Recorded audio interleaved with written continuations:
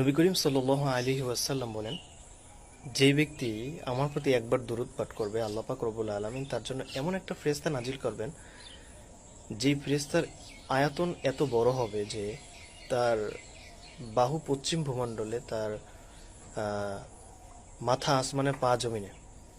এক বাহু পশ্চিম ভূমণ্ডলে, আর এক বাহু পূর্ব ভূমণ্ডলে, যার মাথা আসমানে পা জমিনে। আল্লাহর নির্দেশে ওই ফেরেশতা আল্লাহর রহমতের সাগরে ডুব দেন এবং আল্লাহর নির্দেশে ওই রহমতের সাগর থেকে উঠে তার গোটা শরীরটাকে ঝাড়া দেন।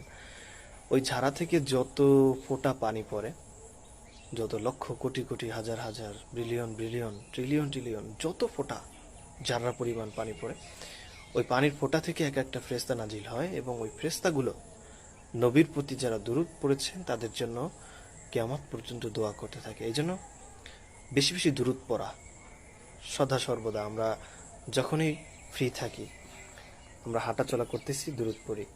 আমরা গাড়িতে আরোহণ করতেছি, আমরা দুরূদ পড়ি। সংক্ষিপ্ত একটা দুরূদ রয়েছে সাল্লাল্লাহু আলাইহি ওয়াসাল্লাম, এই দুরূদটা আমরা পড়তে পারি। সময়ও কম, মর্তবা বেশি।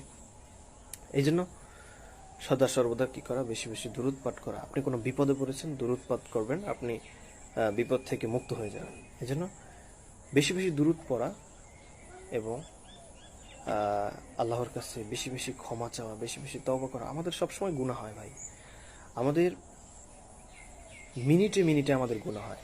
নফসের গুনাহ হয়, চোখের গুনাহ হয়, চিন্তার গুনাহ হয়, কল্পনার গুনাহ হয়, অনেক গুনাহ হয়। এজন্য সবসময় কি করা, বেশি বেশি ইস্তেগফার পাঠ করা, বেশি বেশি আল্লাহর কাছে ক্ষমা চাওয়া এবং বেশি বেশি দুরূদ পাঠ করা, নবীর প্রতি বেশি বেশি কি করা, দুরূদ পাঠানো। এর মাধ্যমে কি হবে, নবীর প্রতি আমাদের ভালোবাসা আরো বেড়ে যাবে। একটা সময় এমনও হতে পারে যে আপনি সদা সর্বদা দুরূদ পড়তেছেন, আপনি যদি এই আমলটা করেন, আর একটা আমল আছে, এই আমলটা পরীক্ষিত আমল। এরকম অনেকে এই আমলটা করার পরে উপকৃত হয়েছে, এরকম অনেক রয়েছে। যে কেউ যদি পবিত্র অবস্থায় পবিত্র অর্জন করে, তার পুরো শরীর পবিত্র, তার পোশাক পবিত্র, তিনি উজু করে, এরপরে তার বিছানা পবিত্র, সকল কিছু কিছু পবিত্র, কেউ যদি দুরূদ পড়তে পড়তে ঘুমিয়ে যায়, এরকম অনেক নজির পিছনে আছে। এই জন্য আমি বলতেছি যে আপনি যদি এটা পড়তে পারেন, ইনশাল্লাহ ইনশাআল্লাহ হয়তোবা নবী করিম সাল্লাল্লাহু আলাইহি ওয়াসাল্লাম হয়তোবা আপনাকে দেখাও দিতে পারে। এই জন্য ওই নিয়াত করে ঘুমানো যে আমি নবীর সাথে দেখা করতে চাই, ওরকম আকাঙ্ক্ষা নিয়ে কি করা, দুরূদ পড়া, এরকম আকাঙ্ক্ষা নিয়ে আমলগুলো করা। আল্লাহ পাক রব্বুল আলামিন আমাদের সকলকে যা বলা হলো এর উপর আমল করার তৌফিক দান করুক। আর সকলে অবশ্যই সাবস্ক্রাইব করে দেবেন।